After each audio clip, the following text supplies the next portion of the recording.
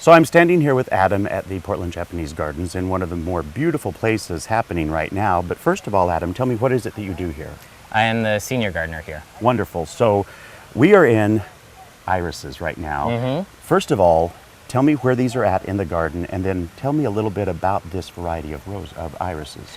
So we are right now in the Strolling Pond Garden, which is one of the 5 different gardens here at the Portland Japanese Garden. We're in the lowest part of the Strolling Garden at our what we call the lower pond with the Heavenly Falls off to the side, and we're standing on what we call the zigzag bridge. And tell me about these. How did they get here? Tell me some history about them and what they are. So this is Japanese iris. The Latin name is Iris Ensata. There are a few different types of iris that are called Japanese iris, so this one is specifically Ensata iris. They are traditional in Japanese gardens. You'll see them in gardens in Japan, often set around a pond because they're native to Japan and they grow in bog settings there.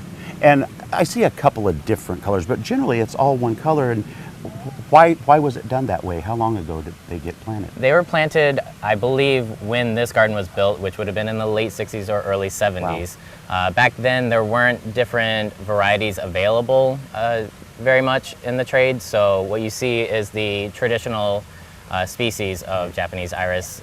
You'll see a few other colors mixed in between that are cultivars that were probably added later. Later on. And you know, I've been here so many times, I have never seen this, and I'm thinking, how did I miss it? Is it only for a day or two? Tell me about why it's all blooming right now. So a lot of people do tend to miss the irises here because they bloom a little bit later than most of the other plants in our garden. We like to say that peak bloom here is around Mother's Day, but these tend to bloom around mid-late June and into early July. They don't last a terribly long time. The peak is really for just about a week, maybe 2.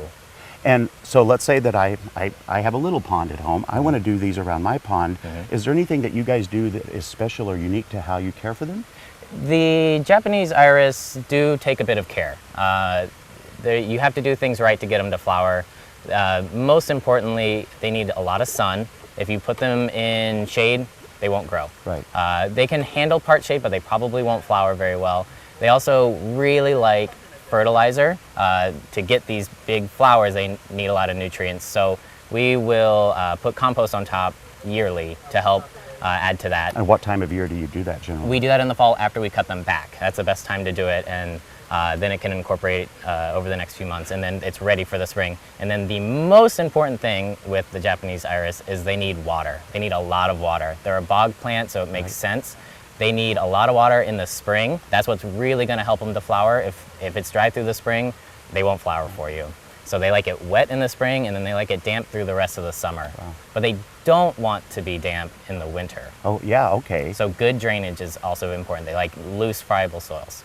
Well, you know, if you've never been out to see these amazing blooms of the Japanese iris, I suggest that you go to gardentime.tv. We'll click it over their website, find out the hours, how you can get here and view them, because they are absolutely breathtaking. Adam, my friend, thank you so much. I appreciate it. Thank you.